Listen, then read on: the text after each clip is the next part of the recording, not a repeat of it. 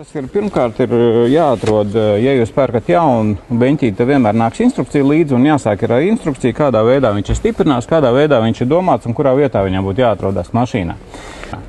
Un nekādā gadījumā nedrīkst sēdināt bērnu līdz tam gadu vecumam braukšanai, pareizā braukšanas virzienā, jo viņa kauli un organisms vēl nav gatavs tām slodzēm, kas varētu rasties problēmu gadījumā, ja viņš sēž pareizi braukšanas virzienā. Tātad sēžot otrādi spiediens pa visu beņķi problēmas gadījumā sadalās. Tātad gan uz mugurkaulu, gan varbūt uz plecu daļu, uz galvu, jo bērnam līdz noteiktam vecumam galva ir smagākais, tā kā ķermeņa daļa. Un tas iegūst milzīgi inerci triecienu brīdī. Tātad viennozīmīgi tikai otrādi.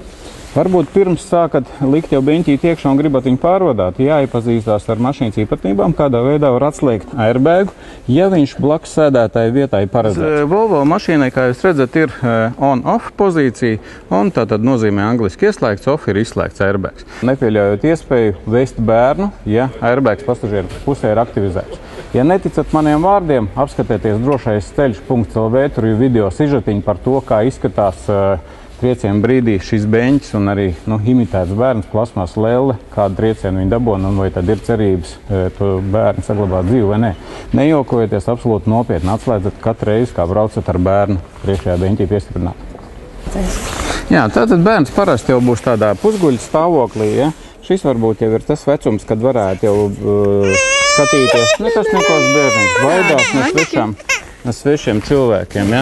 Bet ir jāpiesprādzē viņš pareizi. Tātad pār pa pleciem jāsaliek ir tā, kā instrukcija māca divas šitās sprādzītas kopā. Nekādā gadījumā nedrīkst tā kā to darīt savādāk, kā instrukcijā ir paredzēts. Un piefiksējam. Ja? Droši vien daudz no mums, kas saskarās ar bērnu beņķīšu izvēli, nonāk tādā jautājuma fāzē ar ISO stiprinājumu vai bez ISO stiprinājumu. Ko tas nozīmē? Tātad ISO stiprinājums ir tāda konstrukcija, kas, ja automašīnā ir paredzēta tāda stiprināšanas vieta, parādīšu, kāds izskatās automašīnā, var to beņķīti piestiprināt papildus vēl pie mašīnas konstrukcijas, tātad nekustīgā veidā.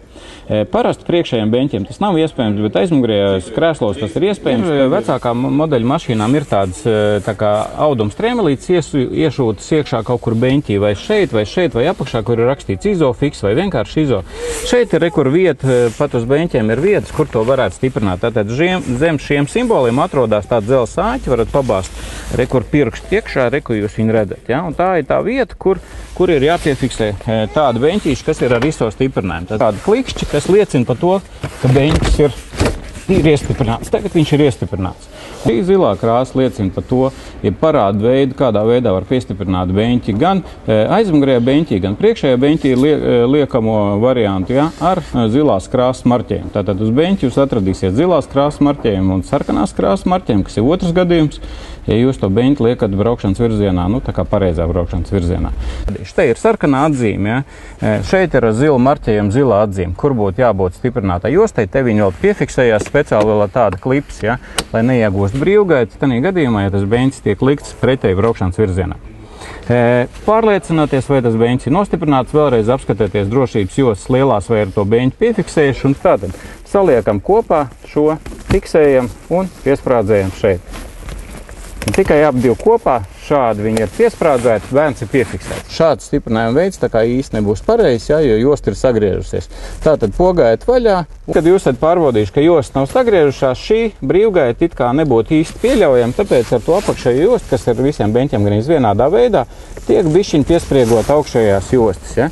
Jūs redzat, bērns tiek piefiksēts. Ja. Mēģināt to izdarīt tādā veidā, lai viņam ir tomēr ērti un nespiež, bet pēc iespējas mazāk to brīvgaitu.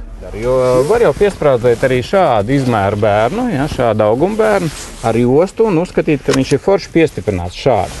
Bet triecienu brīdī josta strādā nevis uz viņa kauliem, bet uz vēdera dobumu. Būtībā viņš sēž pa zemu un gūst vēdera traumas bērns. Tāpēc ir vajadzīgi paliknīši, lai pacelt bišķi augstāk, lai jostu varētu nobīdīt uz kāju daļu, kas viņam ir vairāk stingra. Tomēr kauli jau ir tā kā bišķi nostiprinājušies. Tā lieta, ka var nevadāt beņķīt līdzi, bet šo beņķi transformēt līdz tam stāvoklim, ka tas ir bērnu paliknīts. Šī gadījumā, ka viņš sēž bišķiņ augstāk, tad jostu jau var tieši tā, kā tas ir vajadzīgs, nevis uz vēdera, kā bija iepriekš, bet šeit uz kājām, uz kaulu daļu jau, teiksim, pievilkt un nostiprināt. Un josta pati pa sevi vairs nevar tik daudz traumēt bērnu sadursmes brīdī. To pašu funkciju pilda arī ieliekamie beņķīši, ieliekamie paliknīši, kas ir vajadzīgi līdz noteiktam augumam bērnam. Ir vēl viena laba lieta paliknīšiem. Bērns vairāk redz ceļu, viņam ir interesantāk braukt.